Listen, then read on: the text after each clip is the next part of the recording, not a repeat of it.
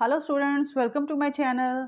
आज एक्सरसाइज 3.1 का 7th question हम करेंगे, तो वीडियो को लाइक करें, शेयर करें और सब्सक्राइब करें अगर आप चैनल पर नए हैं।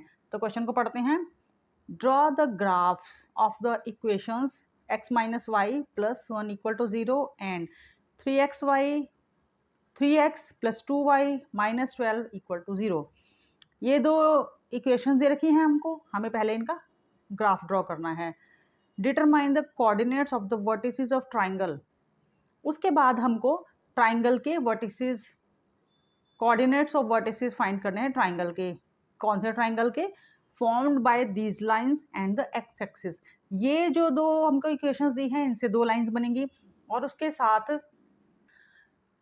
साथ एक्स एक्सिस को मिला के जो ट्राइंगल बनेगा, उस ट्राइंगल के हमें कोऑर्डिनेट्स ऑफ वर्टिसेस निकालने हैं and shade the triangular region.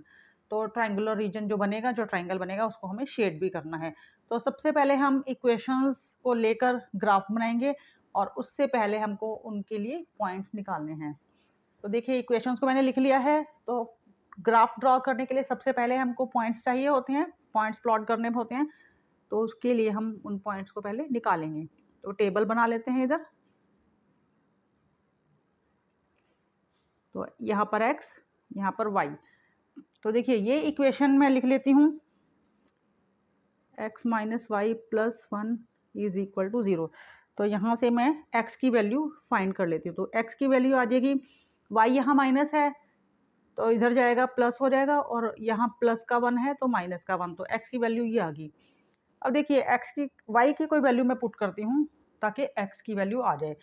तो सबसे ज़्यादा इजी मेथड तो यही होता है कि पहले x को 0 पुट करो और फिर y को 0 पुट करो, तो हमारे पास दो वैल्यूज़ निकल के आती हैं। तो मैं यहाँ पहले y को 0 पुट कर देती हूँ। तो x की वैल्यू आ जाएगी 0 माइनस 1। तो x आ गया माइनस 1, x माइनस 1 आ गया। अब x को 0 पुट कर देते हैं। तो इक्वेशन को लिखते हैं, x equal to y minus 1। तो x को 0 पुट कर दिया, y माइनस 1। तो जब ये माइनस का 1 दूसरी साइड पे जाएगा तो प्लस 1 हो जाएगा, तो y इक्वल टू 1 आ गया। तो जब हमने x को 0 पुट किया, y की वैल्यू हमारे पास 1 आ गई। तो यहाँ से कौन से पॉइंट्स बनते हैं? x माइनस 1 और y 0। एक तो पॉइंट ये हो गया। दूसरा पॉइंट, x की वैल्यू 0 है और y की वैल्यू 1 है। अब यहाँ दूसरी इक्वेशन के लिए भी हमको ग्राफ बनाना है और उसके लिए हम इसके पॉइंट्स निकालते हैं। तो टेबल बना लेते हैं। तो इक्वेशन को लिख लिया मैंने, 3x plus 2y minus 12 is equal to 0। तो यहाँ से मैं या तो x की वैल्यू निकालती हूँ या तो y की निकालती हूँ। तो चलिए x की वैल्यू हम निकालते हैं। तो 3x इक्वल टू 2y और 12 को दूसरी साइड ले जाएंगे।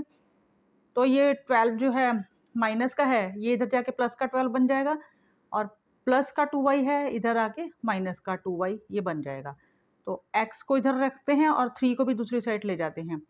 तो 12 माइनस 2y डिवाइड बाय 3, ये वैल्यू हमारे पास x की आई है। तो अब हम वैल्यूज़ पुट करते हैं। तो देखिए, y की कुछ, अगर मैं यहाँ पर y को 0 कर दूँ तो 12 जो है 3 से डिवाइड हो जाएगा। तो y की वैल्यू एक बार ले लेते हैं हम 0। तो x is equal to 12 minus 2 into y की वैल्यू 0 अपॉन में 3। तो मेरे पास आ जाएगा यहाँ 12 में से 0, ये तो 0 ही हो गया।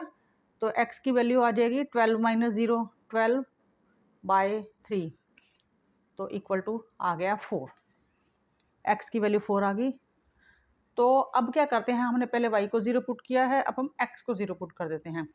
तो देखिए, ये इक्वेशन लिखती हूँ, x is equal to 12 minus 2y upon में 3। तो x की वैल्यू 0, तो 12 माइनस 2/3। अब देखिए, 3 को इधर अगर मल्टीप्लाई करते हैं, ये इधर डिवाइड हो रहा है, इधर आके मल्टीप्लाई हो जाएगा, तो 0 ही हो गया। तो 12 माइनस 2y। अब ये y को हमें, क्योंकि y की वैल्यू निकालनी है, इसको पॉजिटिव बना लेते हैं। तो इसको इधर लेफ्ट पे ले आते हैं। तो ये हमारे पास प्लस का बन जाएगा और इधर आ गया 12। तो y आ गया 6। तो हमने पुट किया था, x को 0 पुट किया है, तो y की वैल्यू 6 आ गई। अब पॉइंट्स यहाँ लिखते हैं, x 4 है, y 0 और x 0 है, तो y मेरे पास 6 आया है। अब इसको ग्राफ प्लॉट करते हैं इसके लिए। तो देखिए ग्राफ मैंने ले लिया है, तो पहले ये फर्स्ट इक्वेशन के ग्राफ को बनाते हैं हम। तो x -1 है और y 0 है। तो देखिए ये x -1 हो गया, सॉरी x -1 ये होगा और y 0 है। तो x की वैल्यू -1 ये है, ठीक है, और y 0 इसी पॉइंट पे है। तो एक तो ये पॉइंट हो गया और दूसरा है x 0 है और y 1 है। तो x 0 इसी लाइन पर है,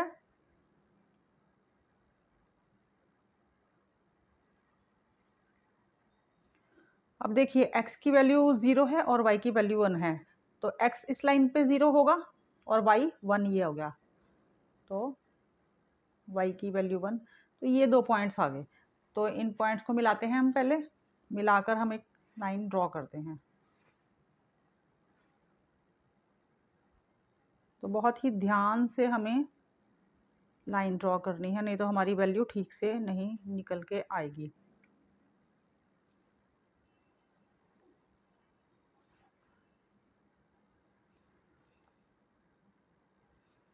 तो यहाँ x 0 है और इस पॉइंट पर x 0 है, y 1 है, और इस पॉइंट पर x -1 और y 0।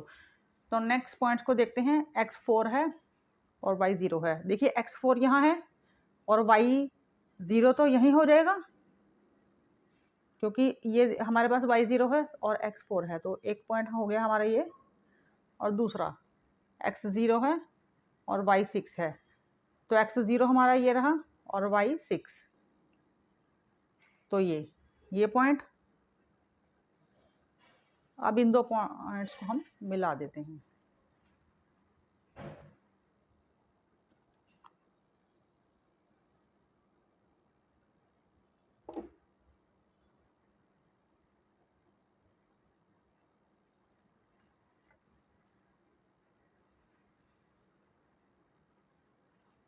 यहाँ पर x 0 है, y 6 है, और यहाँ पर x 4 है और y 0 है। तो देखिए ये हमारे पास ट्रायंगल बना है और इसके वर्टिसेस हमको देखने हैं। देखिए ये थोड़ी सी लाइन जो है इधर हो गई है, बट हमारा पॉइंट जो है ये आएगा, तो 3 के सामने आएगा। हमको वैल्यू निकालने के लिए ऐसे डैश डैश लगा करके ये वैल्यू निकालनी है। ये लाइन थोड़ी सी इधर बनेगी, को फिर से मैं ज्वाइन कर देती हूँ। तो ये लाइन थोड़ी ऐसे आएगी,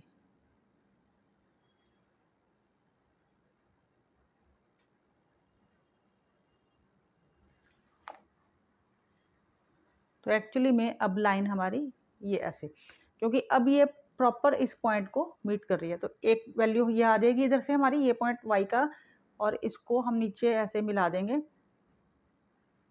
तो दूसरा हमारा पॉइंट x एक्सिस पे ये, तो देखिए x 2 है और y 3 है।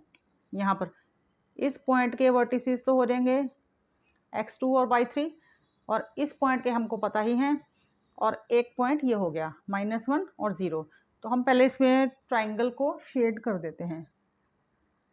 तो शेडेड कर देते हैं इस ट्राइंगल को, ये यहाँ से।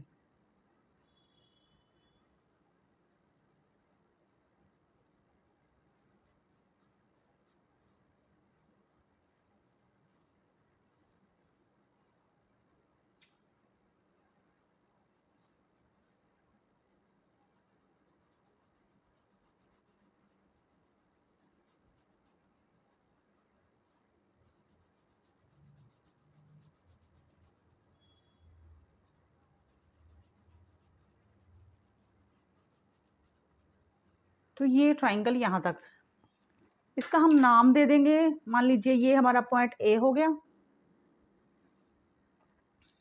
ये पॉइंट बी हो गया, इसकी जगह यहाँ पर लिख देते हैं, क्योंकि पॉइंट हमारा यहाँ है, तो ये हमारा पॉइंट हो गया B यहाँ, और ये हमारा जो ये पॉइंट है ये C हो गया, तो यहाँ लिख देते हैं C। तो ये हमारा ट्राइंगल शेडेड भी हो गया। अब पॉइंट्स ऑफ वर्टिसेस हमको इसके बताने हैं, तो इसके कोऑर्डिनेट्स ऑफ वर्टिसेस हम लिख देते हैं। तो ये देखिए A पॉइंट है, तो A के पॉइंट हो गए हैं 2 3, उसके बाद ये B हो गया, B कोऑर्डिनेट हो गया, तो इसके वर्टिसेस लिख देते हैं 4 0, और उसके बाद ये C हो गया, C पॉइंट है, इसके वर्टिसेस लिख देते हैं तो -1 और 0। इससे पहले हम इसको ऐसे भी लिख सकते हैं, वर्टिसेस